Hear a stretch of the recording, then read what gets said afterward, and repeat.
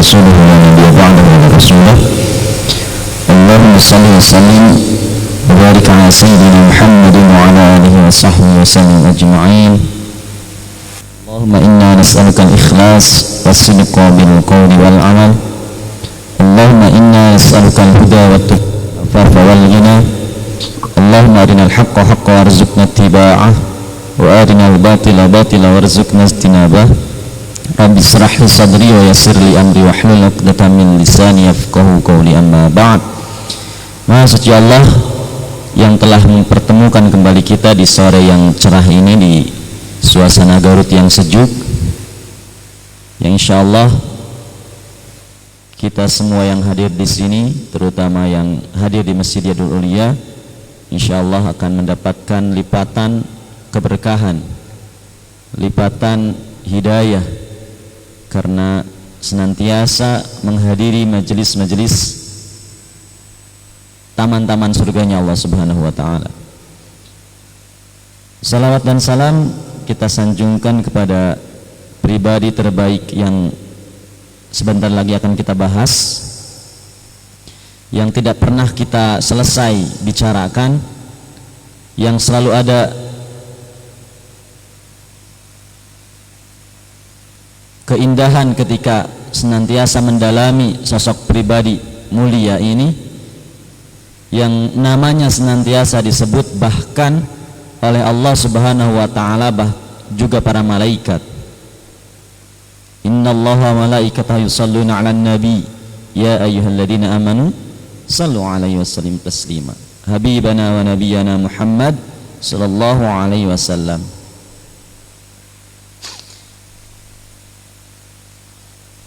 Ikhwa fillah rahimakumullah. Rekan-rekan mahasantri Muhammad Ali yang dirahmati Allah dan saya banggakan, sesuai dengan janji saya kemarin di semester yang lalu, setelah kita berbicara bagian demi bagian secara singkat tentang sosok mulia ini, semester ini kita ingin bahas beliau lebih kronologis, lebih tertata dari awal gitu ya, dengan syarat. Kemarin saya bilang meskipun syarat ini Allahu alam apakah sudah terpenuhi atau belum.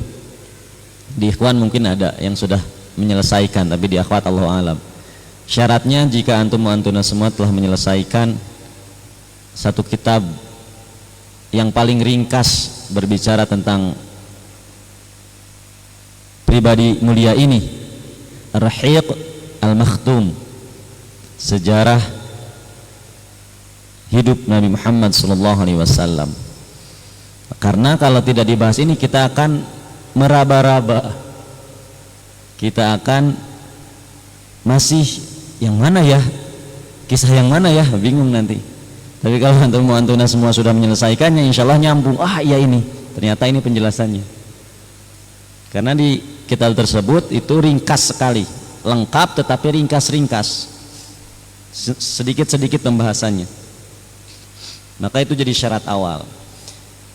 Namun karena pihak panitia juga meminta lebih menyederhanakan materinya, maka saya buatkan satu ilustrasi visual berupa PowerPoint. Tidak banyak bahasan di situ karena memang judulnya PowerPoint. Power itu kekuatan, point itu poin-poin, jadi poin-poin yang akan menguatkan. Ini akan terbantu jika antum-antuna semua juga sama menelaah kitab tersebut. Alhamdulillah kemarin saya minta panitia menyiapkan kitabnya khusus, langsung dibelikan. Ini tanda keseriusan kita dalam belajar. Dan ini akan kita bahas runtut ke depan. Mudah-mudahan Allah meridhai apa yang kita lakukan saat ini. Meskipun sore ini kita terlambat membuka materi karena memang ada hal-hal teknis yang memang tadi belum selesai dirapihkan gitu ya. Mudah-mudahan ke depan kita bisa tepat waktu. Mohon maaf bagi teman-teman yang menyaksikan di luar sana. Harusnya tadi kita mulai pada asar setelah zikir petang di pesantren. Oleh qadarullah karena ada hal-hal yang memang selalu berhubungan dengan teknis itu ya, mohon maaf sebelumnya. Nah, singkat ini kita akan masuk ke mukadimah dulu. Jadi Sirah Nabawiyah dari kitab Ar-Rahiq Al-Makhtum. Nah, yang sudah menghatamkan ini insyaallah lebih mudah memahami. Dan bagi siapapun ikhwati fillah yang ada di rumah, di luar pesantren yang ingin juga sama-sama menelaah pribadi ini, memperdalam, jangan sampai sering saya sampaikan kita mengaku-ngaku umatnya Rasulullah Muhammad SAW, tetapi ternyata kita tidak diakui kelak di yaumil kiamah karena memang kita tidak kenal gitu. Kita hanya ikut-ikutan saja. Padahal materi tentang beliau begitu banyak. Begitu banyak yang para ulama menulis tentang karakter beliau, pribadi beliau, sosok fisiknya, sebagainya. Nah, kita akan awali sangat dasar sekali. Ini pernah saya sampaikan di beberapa tempat. Kalau di perkuliahan biasanya saya kasih pretest, tapi karena ini memang semi kuliah gitu ya, enggak perlulah. Sementara ini silabus yang baru saya susun, baru sampai 7 pertemuan, karena targetnya ini harus selesai kitab ini selama 16 pertemuan kurang lebih, 1 semester. Karena di semester depan ditargetkan pindah kitab. Nah, maka mari kita awali dengan bacaan bersama-sama Bismillahirrahmanirrahim untuk lebih mengenal siapa itu Muhammad sallallahu alaihi wasallam. Bagi santri mungkin ini nggak perlu dibahas lagi gitu, karena memang kemarin permintaan panitia memang harus dari dasar, maka kita kenalkan dulu dari dasar gitu, sosok beliau tersebut. Dan untuk lebih adilnya, kalau kita meminta komentar kepada orang yang sama-sama sudah punya rasa cinta seperti umat muslim gitu ya kepada Nabi Muhammad SAW, ketika ditanya tentang beliau pasti jawabannya positif semua. Nah, ini nanti dikira tidak adil. Maka kali ini saya ingin membawa satu materi tentang, sebelum masuk ke kitabnya, memperkenalkan sosok Nabi Muhammad SAW di mata orang-orang yang tidak atau belum mendapatkan hidayah dari Allah Subhanahu wa Ta'ala. Ada satu buku yang cukup fenomenal, ini beberapa kali ditulis ulang karena saking fenomenalnya gitu. Sosok penulis yang secara agama tidak ada kaitannya dengan agama kita, tetapi menulis buku yang sangat fenomenal, menyentuh sisi bagian yang kita juga akui bersama dengan serangkaian penelitian yang dia lakukan.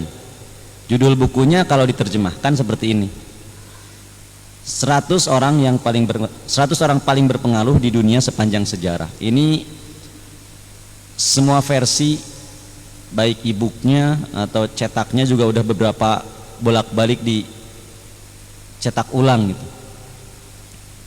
Penulisnya Mikhail H. Hart ya, kurang lebih seperti itu bacanya ya, Teh Latifah ya gitu ya bacanya, yang cenderung ke bahasa Inggrisnya kuat gitu ya. 100 orang paling berpengaruh di dunia sepanjang sejarah. Ini buku ketika dikeluarkan banyak diprotes karena menyentuh hampir semua tokoh-tokoh besar yang ada di dunia, di semua lini agama. Kalau kita boleh bawa-bawa agama gitu ya, di hampir semua lini agama orang ini menyentuh nama-nama tokoh tersebut sehingga banyak diprotes. Tapi dengan jujur dia mengatakan urutan tersebut sesuai dengan yang dia teliti. Allah alam pertimbangannya, saya baru sempat 1 kali baca ini sehingga belum memperdalam ulang gitu. Tetapi bagi saya untuk buku-buku seperti ini ya cukup 1 kali baca juga lah, gak perlu diulang-ulang. Maka mari kita lihat Kalau saya sebutkan 100-nya itu nggak akan selesai satu semester kayaknya.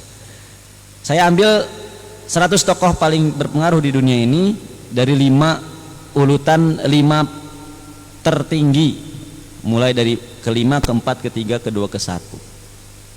Maka yang pertama, dia menuliskan di buku tersebut, orang yang paling berpengaruh di dunia nomor 5 adalah siapa itu? Nah itu Konghucu, ya.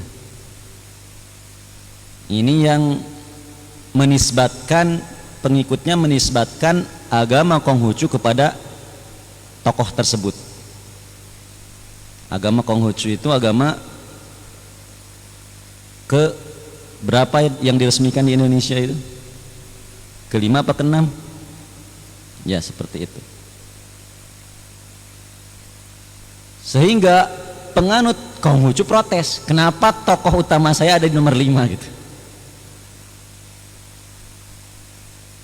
Sekali lagi buku ini sangat fenomenal, tetapi terus diperbanyak, diulang, dicetak ulang karena memang menjadi apa ya, menjadi ketertarikan tersendiri, kok bisa gitu. Ingin mengulas alasan-alasan kenapa tokoh tersebut diurutkan sesuai urutan yang penulis ini sampaikan. Nomor 4, Siddhartha Gautama Buddha, yang penganutnya menisbatkan agama Buddha kepada tokoh tersebut. Allahu alam, kita tidak sedang membahas isi agama-agama di luar Islam, tetapi ini saya kutip dari buku tersebut. Nomor 3, Mikhail menyantumkan nama Nabi Isa alaihissalam dengan serangkaian prestasi yang diperoleh, yang dilakukannya, yang orang-orang Nasrani menisbatkan agama Kristen kepada Nabi Isa. Maka orang-orang Nasrani pun memprotes buku ini, karena kenapa Nabi kami ada, Tuhan kami ada di nomor 3, Tuhannya Konghucu ada nomor 5, Tuhannya Buddha ada di nomor 4, Tuhannya Nasrani ada di nomor 3. Kenapa mereka protes? Karena di nomor 2-nya adalah Isaac Newton, bukan seorang nabi, bukan seorang yang dianggap sebagai Tuhan oleh orang-orang di luar sana, tetapi nomor 2 secara urutan membawahi tadi Nabi Isa, Gautama Buddha, dan Konghucu. Isaac Newton, penemu hukum Newton. Yang pernah belajar fisika ini pasti setidaknya mendengar dan membaca Isaac Newton, penemuan Isaac Newton, hukum Newton 1, hukum Newton 2, hukum Newton 3, dan sebagainya. Allahu alam, tapi asumsi saya kenapa Isaac Newton nomor 2, karena memang kecenderungan Mikhail ini dia orang saintis yang cenderung sekali terhadap ilmu pengetahuan, sehingga menempatkan orang yang dalam tanda petik dianggap sebagai ilmuwan besar sebagai tokoh nomor 2 paling berpengaruh di dunia. Dan kita tidak perlu mencoba menebak kembali siapa yang nomor 1, karena saking fenomenalnya itu. Karena saking fenomenalnya, bahkan buku ini banyak juga dinikmati oleh muslimin, karena tadi nomor 1-nya ternyata Muhammad Sallallahu Alaihi Wasallam, Nabi kita, Rasul kita, panutan kita, semuanya. Maka seluruh agama memprotes buku ini, karena bayangkan agamanya bukan Islam, tetapi menempatkan sosok pembawa risalah Islam nomor 1 dalam bukunya, membawahi semua agama yang ada di dunia ini. Maka ini kalau zaman sekarang dibully, ini buzzer itu benar-benar nyerang terus tiap hari ini. Tapi Mikhail menyebutkan dengan argumentasi yang memang sesuai dengan sejarah, fakta sejarah. Nah ini sebelum kita masuk ke kitabnya, ini kita ingin memperkenalkan tokoh yang ingin kita bahas tuh di mata mereka itu nomor satu, di mata orang-orang di luar Islam ditempatkan sebagai tokoh nomor satu paling berpengaruh di dunia. Maka bagi umat muslim tidak perlu lagi dimintai komentar. Kalaupun ada yang nggak tahu itu kebangetan, minimal tahu namanya, bersolawat kepada baginda Nabi Muhammad SAW, meskipun belum memperdalamnya. Nah, tugas ke depan kita kalau ingin mengembalikan kondisi umat ini seperti umat terbaik di zaman Rasulullah, maka wayahna, mau tidak mau harus kita perdalam kembali panutan kita itu. Apa alasannya? Mikael menempatkan Rasul kita Muhammad sebagai tokoh paling berpengaruh nomor satu di dunia. Nomor satu, menurut dia Muhammad itu satu-satunya manusia yang sukses luar biasa menurut agama maupun dunia. Menurut agama karena di mata pemeluk umat Islam, Muhammad itu, Nabi Muhammad SAW itu udah nomor satu, pribadi nomor satu. Maupun di mata dunia, pun di mata orang-orang di luar agama Islam sejak zaman dulu kesan terhadap Nabi Muhammad SAW positif. Masih ingat? Nah, ini baru saya masuk ke salah satu cuplikan bukunya. Bagaimana komentar Abu Sofyan ketika ditanya salah satu raja tentang sosok Muhammad. Itu di pertengahan kedua materinya. Menjelang beberapa tahun menjelang Abu Sofyan masuk Islam. Nah, kalau pernah baca bukunya pasti kebayang tuh komentar Abu Sofyan. Yang awal sudah pernah baca? Belum. Pinjam bukunya ke saya, ke perpustakaan maksudnya. Bagaimana komentar penyair Arab terkenal waktu itu? Siapa? Mughirah. Ketika kaum Quraisy meminta beliau untuk mencerca Nabi Muhammad, nggak ada sisi apa. Mau dibilang penyihir bukan penyihir, mau dibilang tukang tenung bukan tukang tenung. Udah nggak bisa komentar karena memang sosoknya yang luar biasa. Sejak zaman dulu komentar tentang Nabi Muhammad SAW positif. Itu yang pertama. Yang kedua, pemuka agama sekaligus pemimpin tangguh, tulen, efektif. Pembawa risalah Islam sekaligus pemimpin tangguh, tulen, efektif. Itu jarang ada di muka bumi ini yang memiliki karakter lengkap. Kalau tadi disebutkan Nabi Isa nomor 3 itu karena memang Nabi Isa pemuka agama tapi tidak menjadi pemimpin. Di mata mereka Abraham, disebutnya Abraham, kalau di luar Islam mah disebutnya itu Abraham, Nabi Ibrahim, meskipun bapak para nabi tetapi bukan pemimpin secara keseluruhan, pemimpin yang memiliki kekuasaan wilayah dan sebagainya. Tangguh, tulen, efektif. Nggak efektif gimana dalam tempo 23 tahun. Saya sering bilang Jazirah Arab yang dianggap sebagai lahan gersang berubah menjadi pusat sumber daya manusia tangguh di seluruh dunia. Efektif sekali. Kemudian kata Mikael itu melanjutkan, Muhammad lahir di daerah paling terbelakang. Arab itu yang gersang, tidak diakui Romawi Persia, lahir sosok mulia tersebut. Yatim piatu lagi di usia 6 tahun. Ibundanya wafat di usia 6 tahun kan? Ayahnya wafat di usia. Nah, itu nanti kita bahas lagi. Kebayang, hidup sederhana. Saya bilang Rasulullah memilih hidup miskin, bukan tidak kaya. Masih ingat ketika pasca perang Hunain? Nah, nanti masuk perang Hunain. Kebayang nih di akhir-akhir buku ini perang Hunain. Dan Abu Sofyan masuk Islam, juga keturunannya Abu Sufyan mengajak keturunan-keturunannya masuk Islam.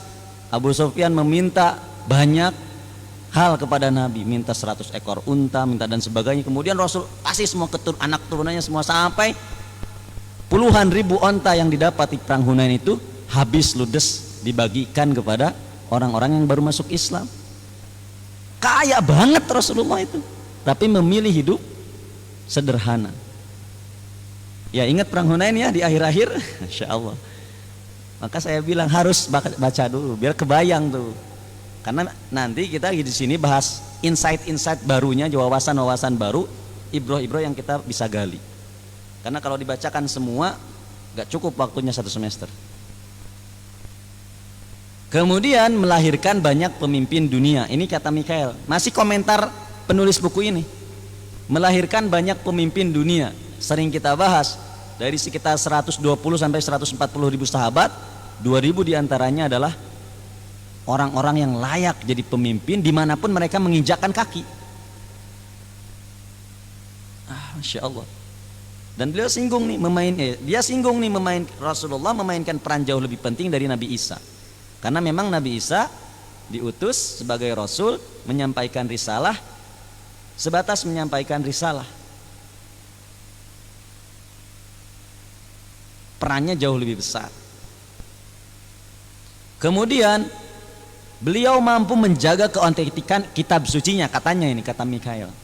Karena sejak zaman baheula dahulu Quran ya seperti itu. Kalau kita bahas agama yang lain, Masya Allah, ada kitab suci yang diamandemen, dirubah ya. Maka ada yang baru, ada yang lama, dan sebagainya gitu kalau kita bahas ke yang lain. Tapi Al-Quran sejak diturunkan di tanah Arab sampai sekarang, itu Masya Allah. Dosen saya pernah bilang,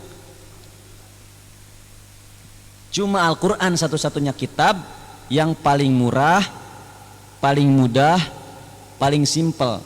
Karena kalau kemanapun antum pergi gitu ya, Quran itu sama gitu. Antum mau belajar Quran di negeri Arab, ya sama seperti itu. Mau belajar Quran di negeri Paman Sam misalkan, ya sama seperti itu. Gak ribet. Tapi kalau kitab yang lain, berbeda tempat, berbeda bahasa, tambah bingung. Nah ini kita tidak sedang bahas di luar kita, tetapi ini komentar dari si Mikhail ini. Bisa dibaca Michael, bisa dibaca Mikhail ya, tergantung lajnahnya kalau kata Ustadz Abdul Majid itu. Bisa dibaca Michel kalau lajnah yang lain. Terakhir, menjadikan bahasa Arab sebagai bahasa persatuan. Masya Allah. Ini makanya kita juga sedang berikhtiar menghadirkan kembali bahasa Arab di tempat kita. Karena sejak Rasulullah menyampaikan risalah, dilanjutkan para penerusnya, para Khalifatul Rasyidah, kemudian para khalifah-khalifah yang lainnya menjadikan Arab sebagai bahasa Arab, sebagai bahasa pemersatu. Bahkan di khilafah terakhir Turki Utsmani, meskipun di Turki tetapi bahasa pertamanya adalah bahasa Arab. Dan sampai sekarang bahasa Arab senantiasa menjadi bahasa internasional. Bahkan salah satu bahasa yang dianggap bahasa tersulit selain bahasa-bahasa yang lain, Urdu dan sebagainya, bahasa Arab. Itu kata Mikhail Eichhardt, 100 tokoh paling berpengaruh di dunia. Masya Allah ya. Maka bagi kita tidak ada itu pun, kita seharusnya cintanya, kemudian taatnya harus jauh lebih besar daripada komentarnya orang-orang ini. Selain Mikhail ini ada komentar-komentar yang juga saya kutip di sini. Kita ambil komentar dari luar lah. Kalau komentar dari ulama kita, dari tokoh muslim, itu udah mesti positif lah sudah. Tetapi kita cari untuk menguatkan kecintaan kita kepada baginda Nabi Muhammad SAW. Pernah dengar nama Javier Hernandez, pemain sepak bola Meksiko? Ada yang pernah tahu? lebih sering dikenal dengan nama siapa? Cicarito. Nah, Cicarito pernah menulis di akun medsosnya mengomentari sosok mulia baginda Nabi. I'm not a Muslim, but the best person from my view is the Prophet Muhammad. Masya Allah. Saya bukan seorang Muslim, tapi di mata saya orang yang the best ya, paling bagus pribadinya adalah Nabi Muhammad SAW. Nah ini pemain sepak bola yang non Muslim pun komentarnya kayak gitu. Atau sosok yang dikagumi di daerah dataran India, misalkan Mahatma Gandhi yang dianggap sebagai nabinya, salah satu nabinya di orang-orang India sana. Komentarnya seperti apa? Kepanjangan ya. Menerjemahkannya nanti saya kasih PR ke teman-teman Mahat Ali yang cenderung di bahasa Inggris tuh. Nah, ini terjemahkan tuh. I want to know the best of the life of one who fought today and undisputed sweats over the heart of millions of mankind. Dan sebagainya. Saya ingin mengetahui, penasaran banget gitu, satu sosok yang membuat jutaan orang itu kagum terhadap sosok tersebut tanpa ada bantahan sama sekali dan sebagainya gitu. Beliau menyebut kebaikan-kebaikan Nabi Muhammad SAW. Karena apa? Karena di mata beliau, di mata Mahatma Gandhi pun Rasulullah menyebarkan agama Islam ini bukan dengan sword, bukan dengan pedang.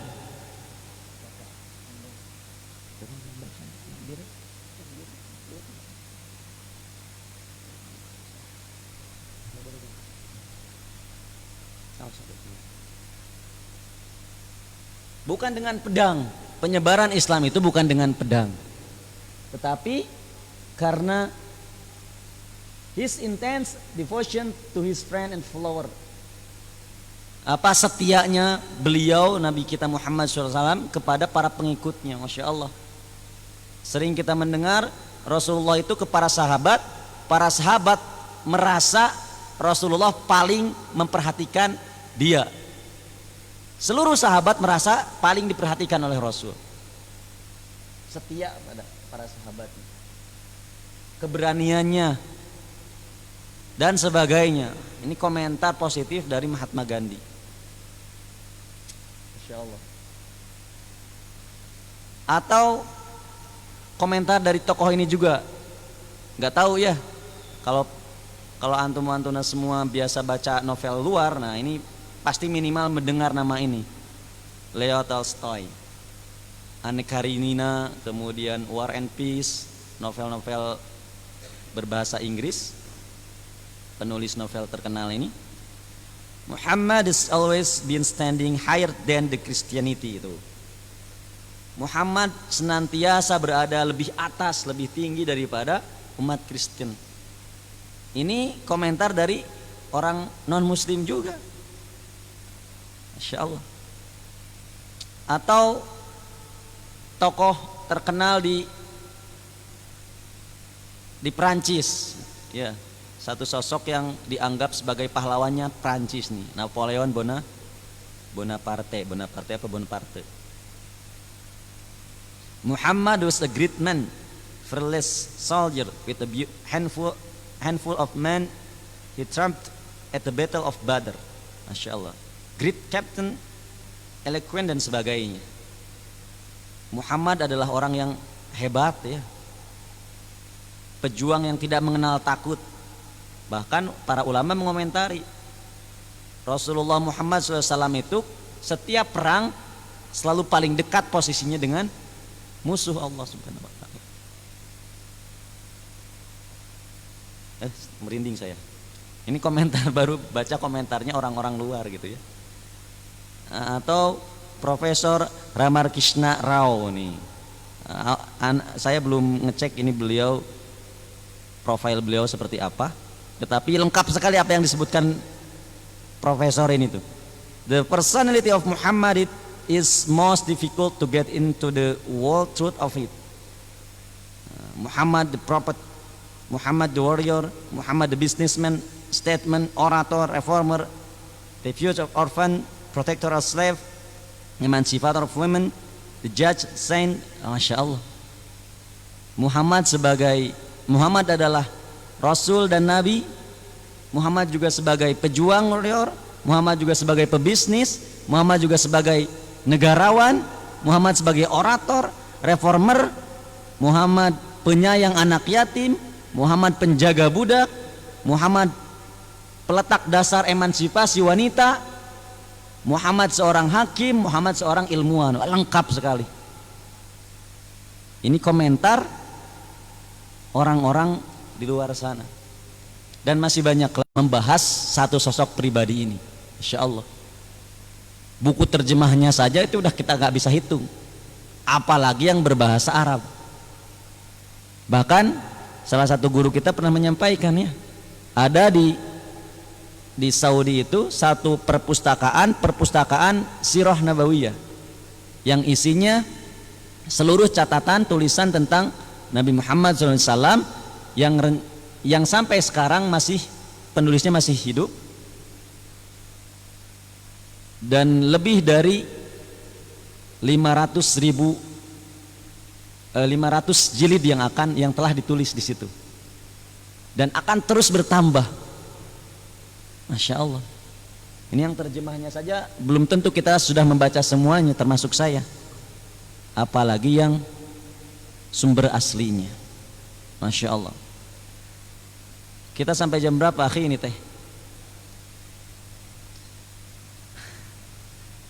Karena ini baru mukadimah, saya sudah membuat energi kita terkuras untuk banyak ketinggalan kita itu tentang sosok pribadi mulia ini. Orang lain sudah berkomentar kemana gitu ya, orang di luar sana sudah komentar kemana, kita baru memulai. Masya Allah. Mudah-mudahan tidak ada kata terlambat dalam belajar, saya pun demikian. Tetapi mari kita perlahan demi perlahan menghadirkan kembali sentuhan pribadi mulia ini di tengah-tengah kita. Masya Allah. Maka saya akan tutup materi di sore hari ini dengan komentar yang tidak akan pernah terbantahkan. Kalau dari tokoh mungkin tadi bisa dibantah, ya, dikiranya menyimpan apa, ada udang di balik batu. Mungkin kata komentar kemarin itu siapa ya bilang kayak gitu tuh, ada udang di balik batu. Oh, teman-teman saya di. Maka komentar pertama tentang sosok Muhammad sallallahu alaihi wasallam adalah beliau sebagai pembawa kabar gembira dan peringatan. Al-Baqarah 119, kiri paling bawah. Inna arsalnaka. Ayo silahkan dibaca akhi, dan terjemahnya yang akhwat mempersiapkan lah, nanti saya minta bacakan. Nah, di situ aja terjemah Arabnya dulu, ayatnya dulu baru terjemah.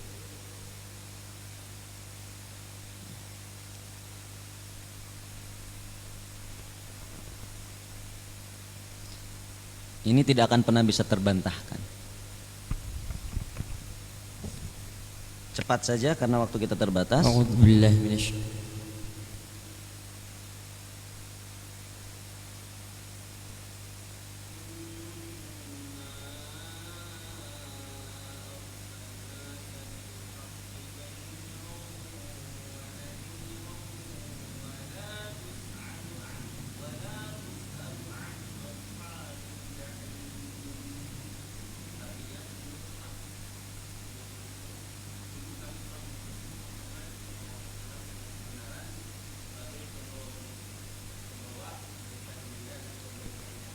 Al-Baqarah 151.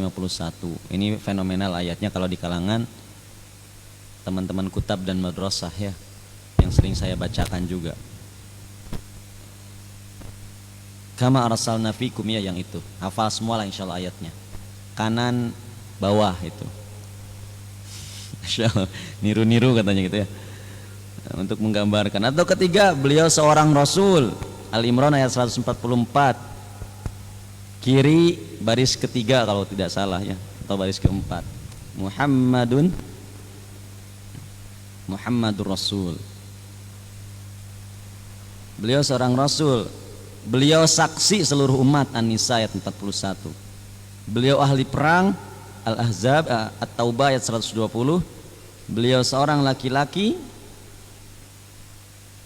Yunus ayat 2. Beliau suri tauladan, uswah hasanah, Al-Ahzab 21. Penutup para nabi, khatamin nabi, Al-Ahzab 40. Berbudi pekerti yang agung, Al-Qalam ayat 4. Nun, surat Nun ya. Nah ini dan banyak lagi, saya tidak sebutkan semuanya, gak bakal. Kenabian dan risalah.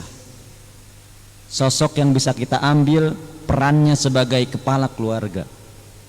Sosok yang bisa kita tiru model dan gaya kepemimpinannya. Sosok yang paling bijaksana dan hakim paling tinggi. Sosok yang paling luar biasa strateginya, panglima perang. Kalau antum selesai baca itu pastilah komentarnya sama. Karena Rasulullah Muhammad SAW secara strategi itu nggak pernah terkalahkan. Meskipun nanti di Uhud dan Hunain hampir-hampir. Karena itu memang bukan salah strategi, tapi karena ada kelalaian di barisan kaum muslimin waktu itu di Uhud, seperti di Uhud ya, yang turunnya para pasukan pemanah, atau di Hunain yang memang pasukan-pasukan yang belum kuat imannya, ngelihat musuh langsung pada ngabur kacir gitu ya. Hanya barisan-barisan sahabat-sahabat utama yang kembali menjaga Rasulullah waktu itu di perang Hunain. Tetapi secara strategi perang itu enggak terkalahkan, pemilihan tempat dan sebagainya. Dan sebelum menjadi nabi pun beliau terkenal dengan kepintarannya dalam mengelola, mentasarufkan harta. Bahkan saudagar terkaya perempuan Khadijah pernah berkomentar, tidak pernah aku mendapatkan keuntungan sebagaimana keuntungan yang diberikan Muhammad kepadaku. Kurang lebih seperti itu komentarnya. Saking dahsyatnya cara bisnis beliau. Beliau sebagai olahragawan, nah, jangan dikira beliau letoy gitu ya. Ustadz di sini kan rata-rata fisiknya gitu, makanya nggak boleh kalah yang merasa pemuka agama. Masya Allah, olahragawan. Beliau sebagai dokter juga. Kita tahu sendiri kalau kita baca sirah, beliau semasa hidupnya cuma sakit berapa hari. Di akhir hayatnya, menjelang akhir hayatnya cuma 3 hari. Selama 63 tahun beliau hidup di muka bumi, 3 hari beliau sakit parah. Itu pun bekas sihir beberapa tahun yang lalu masih tersisa. Tapi ketika mudanya disihir pun itu masih kuat gitu. Itu di masa akhir hayat beliau ternyata efek sihir itu masih ada. Itu ya, itu di bab terakhir itu dibahasnya. Beliau sebagai guru jelas ini ya, Insya Allah. Beliau sebagai pendakwah, dan masih banyak lagi tentang beliau. Maka seluruh pribadi yang dijadikan yang sangat lengkap modelnya hanya ada di diri Nabi Muhammad SAW. Sebagai suami, sebagai ayah, sebagai kakek, sebagai kepala masyarakat ya, sebagai hakim tadi, semuanya udah lengkap. Dan beliau adalah manusia. Pasti kita bisa berusaha meskipun tidak 100%, tetapi ada banyak hal yang bisa kita tiru dari diri beliau. Karena manusia biasa. Meskipun manusia ada juga yang tidak bisa ditiru ya. Manusia misalkan pakai jubah merah, lambang es di depan, terbang. Manusia tapi nggak bisa ditiru. Atau manusia yang digigit laba-laba bisa mengeluarkan jaring. Manusia nggak bisa ditiru. Mau maksakan juga gitu ya. Kita berusaha gitu. Nggak bisa. Manusia tapi nggak bisa ditiru. Atau apa ya, karena ototnya besar mungkin gitu ya, bikin aja senjata dari palu gada gitu yang tidak bisa diangkat kecuali dia yang bisa mengangkat. Kebayang ya, tokoh-tokoh itu kebayang yang kekuatannya petir dijatuhkan, itu manusia tapi tidak bisa ditiru. Itu bayangan-bayangan, hayalan-hayalan orang yang tidak punya, orang-orang yang memang tidak punya panutan, akhirnya mereka bikin sendiri. Di tempat kita kayaknya butuh yang seperti ini nih, karena memang kemaksiatan di tempat tersebut banyak, butuh sosok yang bisa dianggap sebagai pahlawan. Dibikinlah tokoh yang berlambang es, tokoh yang bertopeng dan sebagainya. Manusia tetapi tidak bisa tiru. Tapi Nabi Muhammad SAW manusia dan bisa ditiru. Bagaimana tidak bisa tiru? Kan sama saja. Beliau makan ya makan, beliau menikah, beliau puasa, sama bisa kita tiru semuanya. Meskipun tidak 100% secara kualitas maupun kuantitas. Tapi Masya Allah, ini yang akan kita bahas ke depan. Sosok yang dipuji oleh orang-orang di luar sana. Tentu oleh umat kita, oleh ulama-ulama kita jauh lebih besar pujiannya. Tetapi jika orang lain saja, kan biar lebih real, biar lebih adil gitu ya. Kalau orang lain yang muji, kalau dipuji oleh kaumnya sendiri kan dikiranya nanti ya wajar muji umatnya sendiri.